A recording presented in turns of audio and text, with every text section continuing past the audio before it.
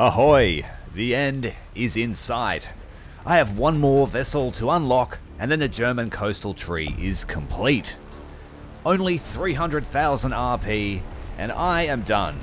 And you're gonna keep me company. Going to put on some music and start chipping away with the Bofors. This is the Hugin, an extremely capable torpedo boat fitted with two 40mm L70 Bofors and enough torpedoes to get the job done. The German coastal tree is one of the more exciting nations to play and quite powerful, and I'll tell you why. But first, do me a favour and turn on the bilge pump. The switch is on your screen. It looks like a thumbs up. The German Navy during World War II, known as the Kriegsmarine, it inherited the remnants of the High Seas Fleet.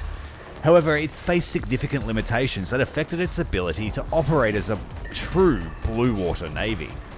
Before World War II, Germany had made significant progress in naval development. However, it still lagged behind the French and British fleets in terms of overall strength. Germany was further limited by treaty to limit its surface shipbuilding program to 35% of the British fleet's tonnage, and its submarines to 45%. The Kriegsmarine was designed primarily for operations in the waters around the British Isles. It performed well in the Baltic Sea, but faced challenges when venturing farther into the Atlantic. Its range was limited, and it could barely scratch the east coast of the United States in any sizable force.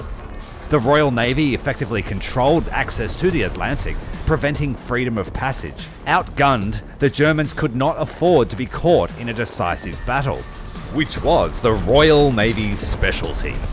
U-boats played a crucial role in the Battle of the Atlantic, putting severe pressure on supply lines and capital fleets. And despite this, the Kriegsmarine's surface fleet still faced difficulties due to the Royal Navy's dominance.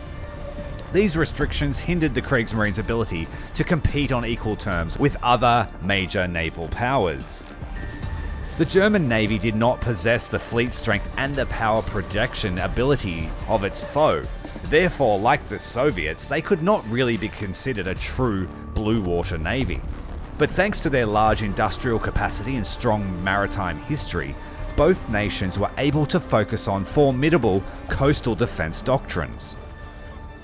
The German coastal tree has a diverse array of craft that has an answer for everything. They specialize in ambush, area denial, and suppression of coastal assets.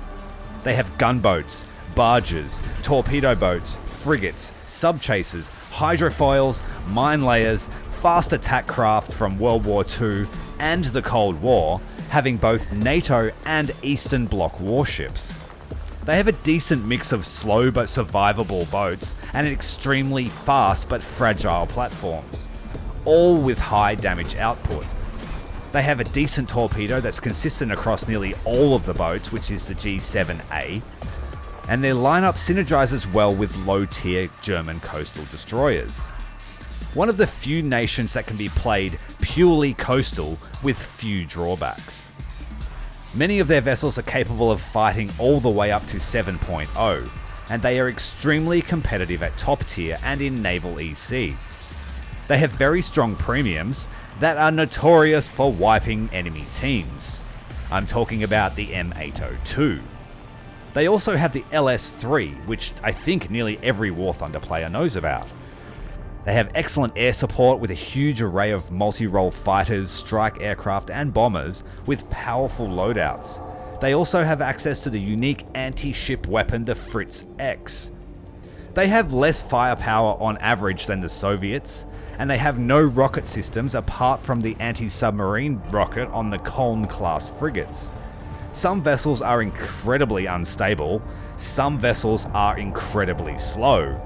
It's wise to bring a wide range of vessels to suit conditions or the map.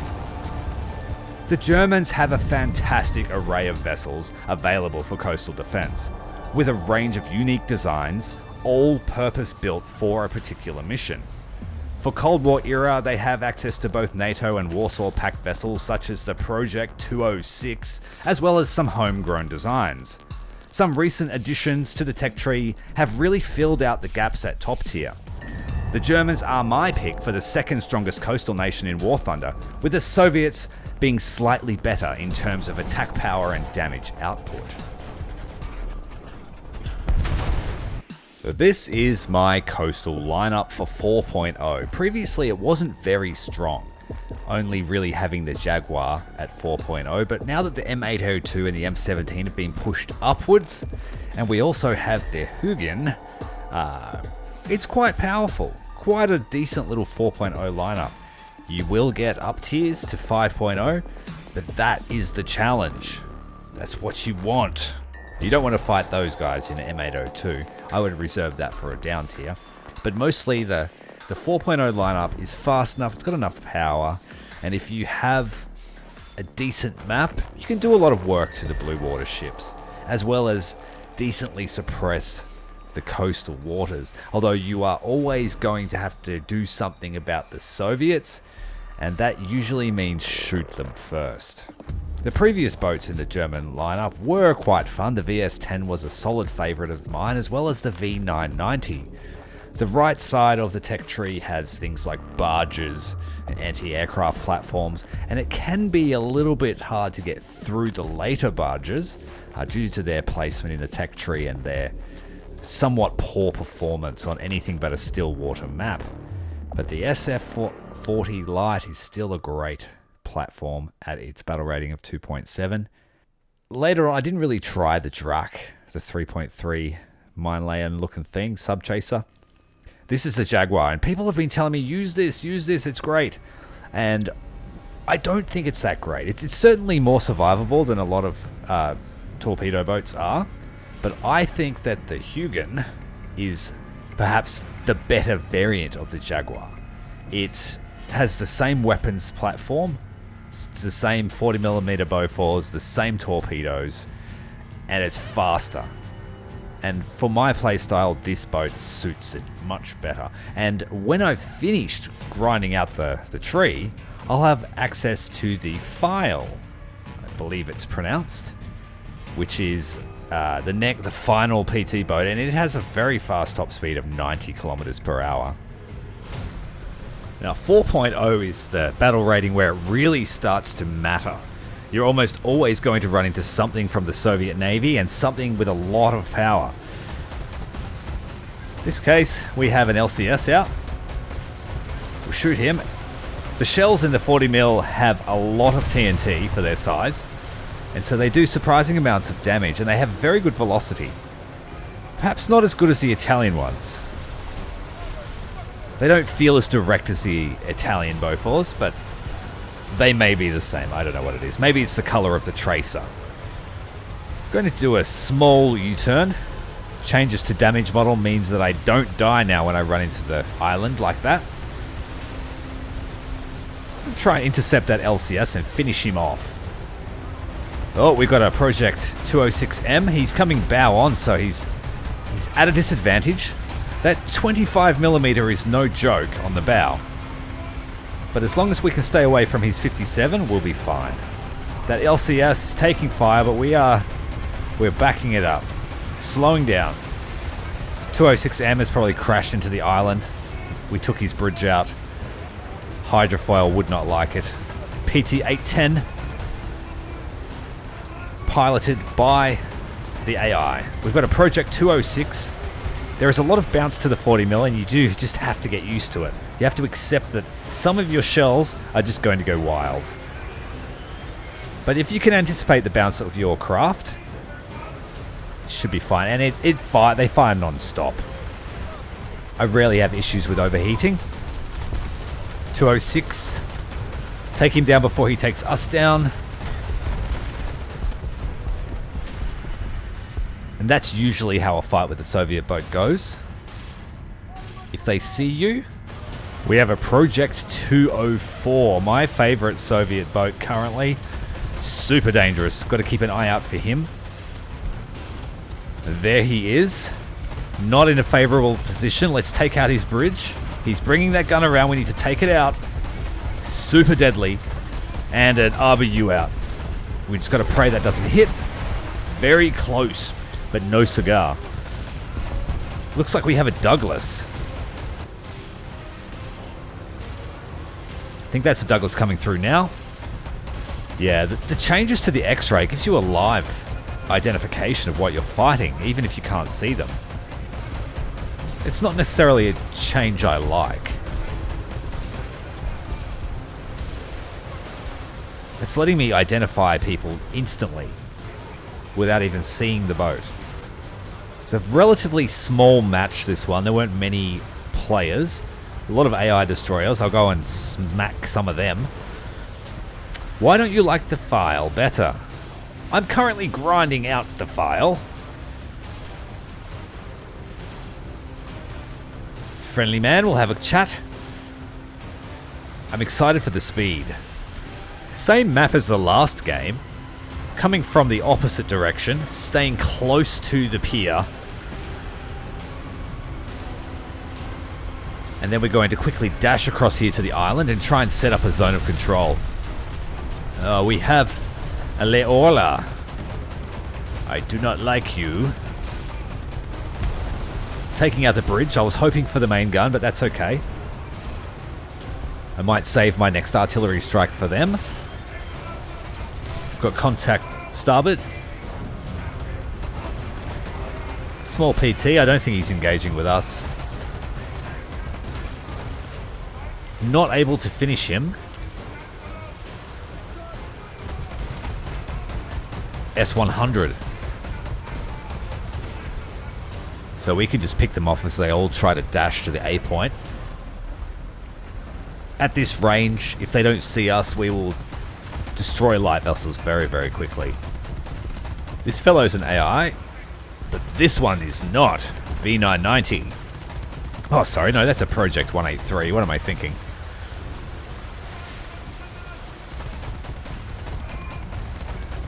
Still gonna kill him anyway. Just gotta find the off switch. And that guy was AI as well. Not to matter. Here's our friend Leola. Let's drop an arty on them. They're going through their little passageway there. Take out the main gun. Good job. There's not much we can do. I know there is an SKR on the field. It's my friend from the last match. We were having a conversation.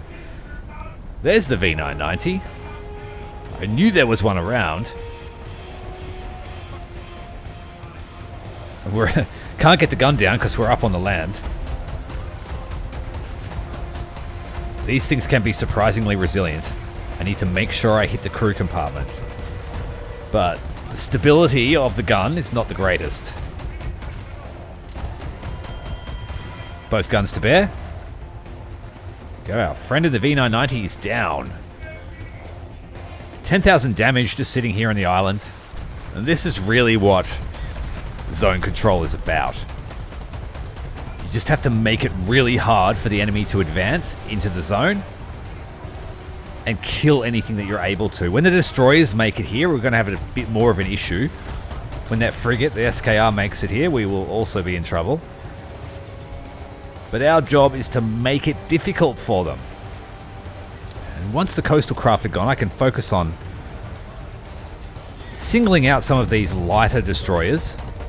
The 40mm do pretty good damage to casemate turrets and exposed torpedo racks.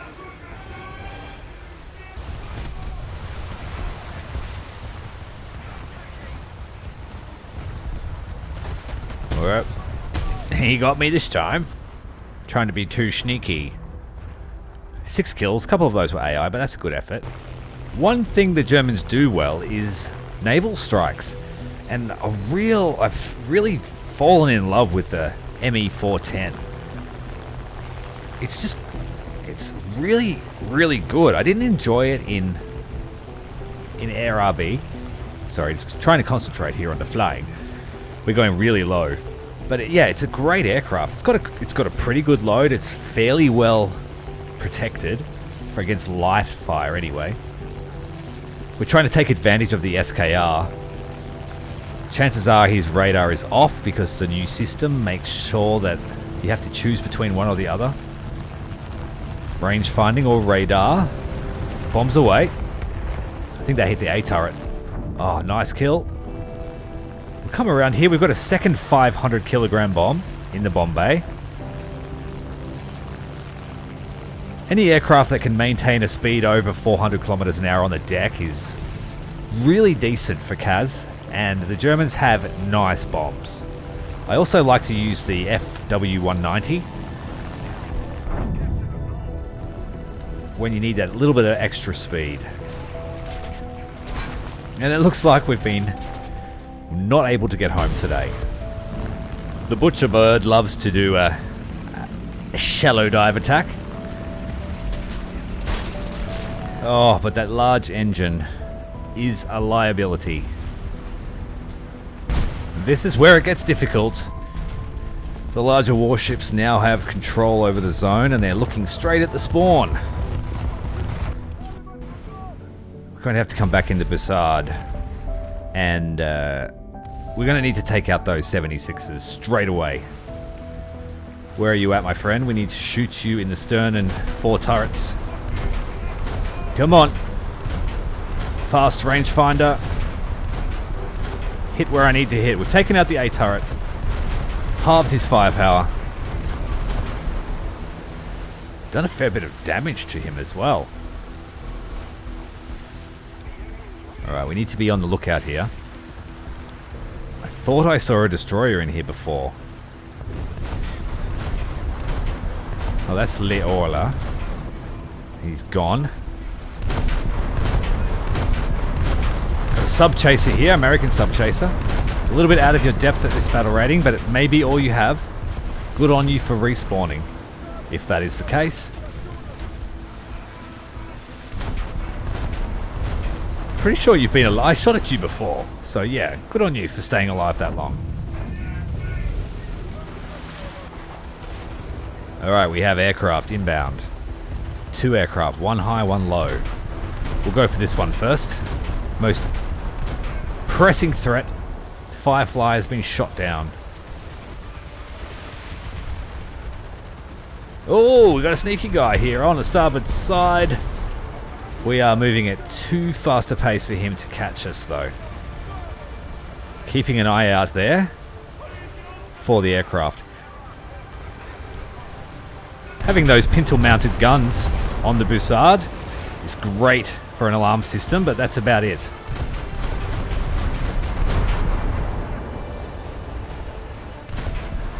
And down with the lag. Snapshotting.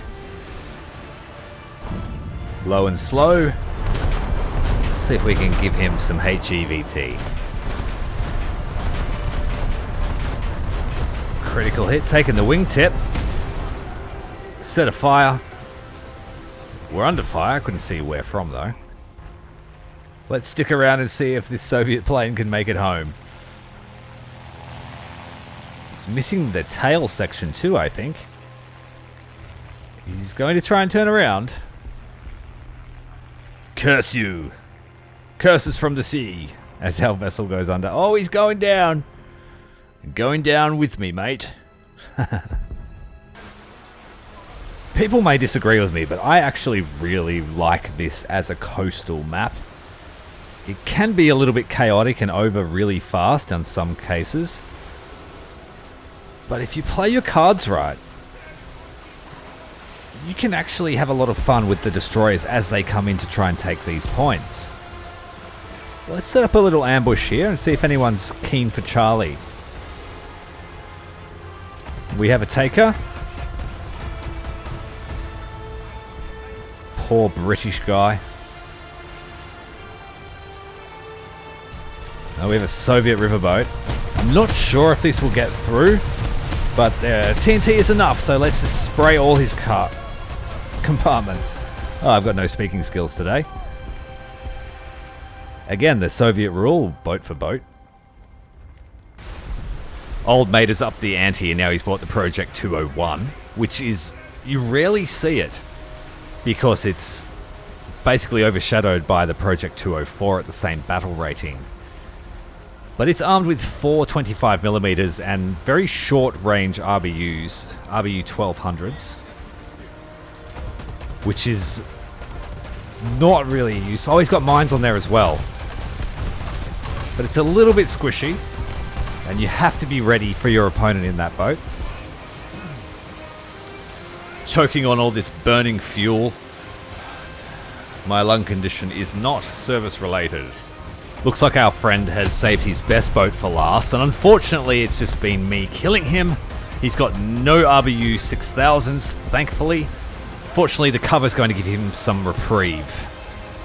We are still burning, but I'm going to press my advantage, and my rangefinder's down. I can't reset my aim. That was silly, but my artillery strike should silence him. And it has. Haha. Hyper aware for a revenge bomb. Unfortunately, my Jaguar is not spaded, so I do not have the proxy shells. Alright, we have destroyers pushing the point. It looks like it's at HMS Vega, or HMS Calpe, or HMS Death. Oh damn, that was a big hit. That's the one upside to the Jaguar. It's a little bit bigger, so it can tank some shots, although it has this almost the same crew as the other boat I was using. One thing that defines a good coastal player is patience. This guy knows I'm there. Will I win? Now, I need to try and stop this boat before we peek our bow out and get shot. Stop. Now. Ugh. Clenching my seat. But we've stopped in time. It only takes 1 minute, but in that 1 minute, this player got bored and turned his slow guns around. Someone's capturing the Charlie point. What's my friend here in the British destroyer doing? He's shooting at enemies, which means he's not looking at me. Let's just hope that his secondaries are not ready for me. One of the reasons why I don't like this boat so much is the acceleration is not so great. And so I'm quite worried in this moment. He's starting to move, so we'll fire one in front of the bow. And then probably a fourth one, even further in front, for good measure. Success on fish 2. 3 and 4, sealing the deal. Let's capture this zone. Project 183. If anybody sneezes on us, we are going to perish. Gesundheit, I guess. Butcher birds are go. We're going to have to do a high angle dive because we've got that Hellcat stalking about. So drop the bomb. Oh no, I've just deflected it off the engine. Broken my prop. Foiled my own schemes.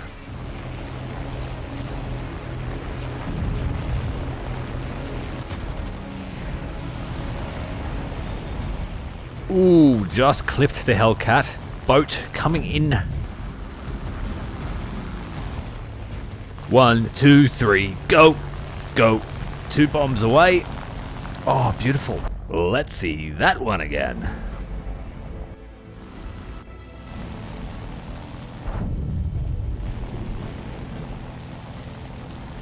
Big climb. I don't know where the Hellcat is.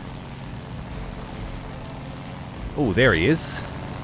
Splashing kamikaze. Bowfighter. Fire, fire, fire. Very competent main guns. Primary guns. Oh, I don't like that. He may survive. Let's loop around and try and protect that friendly boat. Fire.